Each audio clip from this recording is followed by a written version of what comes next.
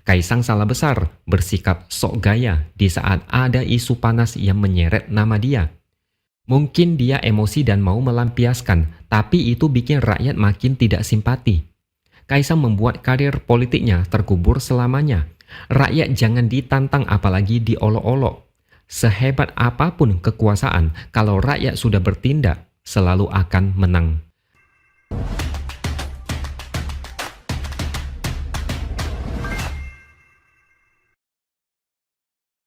Halo, bertemu lagi dengan saya, X Hardy, di Opini Seaword. Kalau ada satu orang yang pada saat kena masalah, bukannya bertobat, tapi malah makin nantangin, mungkin Kaisang adalah salah satu contoh yang paling bagus. Setelah Kaisang memakai rompi bertuliskan Putra Mulyono, Kaisang kembali kasih kode terbaru buat kita semua. Kaisang sebagai Ketua Umum PSI berjanji akan kasih hadiah buat para kadernya jika semangat untuk memenangkan Ridwan Kamil dan Suswono di Pilkada Jakarta. Hadiahnya bukan sembarang hadiah. Bukan hadiah sepeda seperti yang biasa dikasih Jokowi, tapi private jet. Sebenarnya ini candaan Kaisang, karena biar bagaimanapun harga private jet sangat mahal. Beli satu aja langsung bikin Kaisang bangkrut total, apalagi mau beli untuk kader PSI. Duitnya dari mana coba?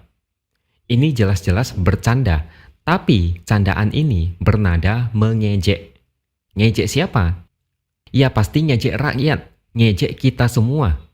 Di tengah terpaan isu gratifikasi private jet yang menyeret Kaisang, dia malah bermuka tebal dan bercanda soal private jet.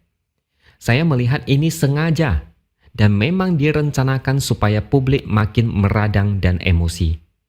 Coba pikir lagi, kemarin pakai rompi Putra Mulyono, sekarang bercanda soal private jet. Apakah ini kebetulan, spontan dan keceplosan keluar dari mulut? Sangat diragukan.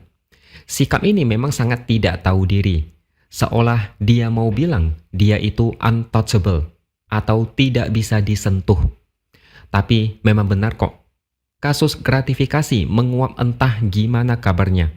KPK pusing 7 keliling, enggak tahu gimana harus menangani kasus yang menyeret anak presiden. Dan Kaisang sekarang masih bisa bercanda. Biasanya orang kalau kena isu pasti bakalan mundur dulu. Diam untuk ademkan suasana, lalu introspeksi dan low profile. Tapi Kaisang gas terus. Seolah mau bilang dia bakalan aman-aman saja, tidak ada yang bakal berani menyentuh dia. Yang dilakukan Kaisang ini adalah contoh buruk. Justru hal ini semakin memperjelas hukum di Indonesia bisa diatur jika punya kekuasaan. Bahkan bisa dijadikan candaan yang tidak lucu. Ada satu alasan yang masuk akal kenapa Kaisang terkesan mengolok-ngolok. Kaisang mungkin emosi dan dendam karena tidak bisa ikut pilkada sebagai calon gubernur atau wakil gubernur. Namanya sempat digadang-gadang ikut pilkada Jawa Tengah. Mahkamah Agung sudah kasih jalan dengan menggeser batas usia saat pelantikan kepala daerah. Tapi terjadi kejutan saat MK mengabulkan gugatan yang pada akhirnya membatalkan syarat Kaisang untuk bisa ikut pilkada.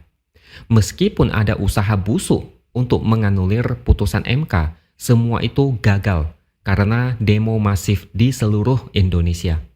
Saya paham kok gimana perasaan Kaisang yang ngebet kepingin jadi kepala daerah. Melihat Gibran yang bisa menjadi wakil presiden dan aturan-aturan yang menghambat bisa ditebas, Kaisang sepertinya juga kepingin. Mumpung Bapak masih berkuasa, masih ada kesempatan. Kalau Bapak sudah lengser, jalan Kaisang tidak bisa semulus sekarang. Dan sekarang semua jalan sudah tertutup. Kaisang menjadi kartu mati. Karir politiknya terancam hancur selamanya. Jokowi pun tidak sanggup menolong. Wajar kalau Kaisang kesal gara-gara itu. Wajar kalau dia menumpahkan emosinya kepada publik. Makanya saya bisa memahami kenapa Kaisang bertingkah seperti sekarang. Memancing reaksi publik, bercanda menyerempet isu-isu yang panas. Enak-enak jalan-jalan ke Amerika, nebeng naik private jet. Makan sandwich seharga 400.000. Belanja perlengkapan bayi mewah.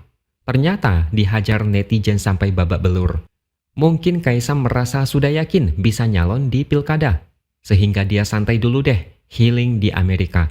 Begitu pulang, tinggal daftarkan diri menjadi calon kepala daerah. Tapi ternyata semuanya berantakan. Netizen pasti disalahkan. Kenapa sih ributin pesawat jet? Kenapa sih demo menolak perubahan undang-undang pilkada? Kenapa sih iri banget melihat foto-foto liburan Kaisang? Gara-gara netizen, semua jalan mulus di politik berubah menjadi rusak. Masuk akal nggak kalau tindakan Kaisang sekarang ini dikarenakan kekesalan yang membuatnya tidak bisa menjadi kepala daerah? Tapi yang terpenting, Kaisang tidak ikut pilkada. Orang seperti dia kalau menjadi kepala daerah, takutnya kurang tegas dan tidak becus. Lihat saja sekarang ini, gaya bicaranya kebanyakan bercanda dengan nada menantang. Saya tidak yakin orang seperti dia bisa menjadi pemimpin yang bijak. Tidak ada yang percaya dia bakal menyelesaikan masalah di daerah yang dia pimpin. Kasian sebuah daerah dipimpin oleh orang yang hanya bisa jualan nama bapaknya sebagai seorang presiden. Nggak bisa maju daerah itu. Biarlah Kaisang merasa hebat, biarlah dia dapat panggung, biarlah dia ngomong sesuka hati. Anggap saja itu rasa kasihan karena gagal menjadi kepala daerah. Lagi pula, kehidupan itu ibarat roda, kadang di atas, kadang di bawah.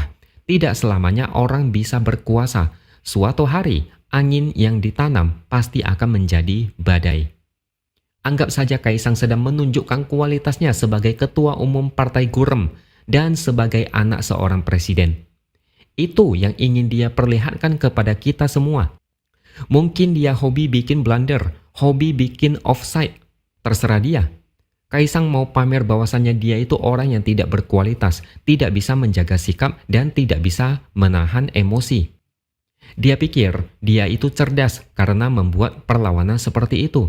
Dia pikir itu hebat karena bisa memancing reaksi publik. Yang ada malah publik makin muak. Kaisang tidak bisa mikir, ketika bapaknya masih berkuasa saja, dia masih gagal. Partainya tidak lolos ke Senayan, dia gagal nyalon. Apalagi kalau nanti bapaknya tidak berkuasa lagi, mau jadi apa dia? Mau berharap pada Gibran? Jelas tidak bisa, karena Gibran cuma wakil presiden. Pemegang kekuasaan tetap Prabowo. Bahkan bisa saja, Gibran cuma tokoh figuran yang tidak punya power untuk mengambil keputusan. Kaisang salah besar bersikap sok gaya di saat ada isu panas yang menyeret nama dia. Mungkin dia emosi dan mau melampiaskan, tapi itu bikin rakyat makin tidak simpati. Kaisang membuat karir politiknya terkubur selamanya. Rakyat jangan ditantang apalagi diolok-olok. Sehebat apapun kekuasaan, kalau rakyat sudah bertindak, selalu akan menang. Harusnya Kaisang sudah sadar sejak dulu.